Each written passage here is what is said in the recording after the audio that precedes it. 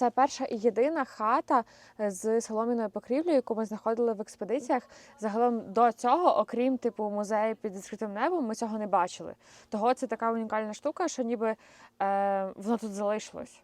Що це така покрівля, яка зараз абсолютно не користується попитом і ніде не зберігається, крім музеїв, де це ніби ціленаправленно зберігається. І що ще цікаво, що за свідченнями місцевих, що цю покрівлю вони поміняли в 2000-х роках, що ніби все село вже перейшло давним-давно на якісь інші покрівлі, а вони такі, ми ще будемо збирати жито і знову робити солом'яний дах. Що це досить цікаво.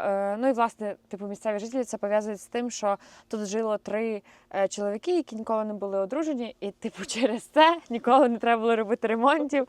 І в них така самобутня стара хата залишилась. Зараз вони вже відійшли у світи, і того вона так залишилась сама по собі стояти.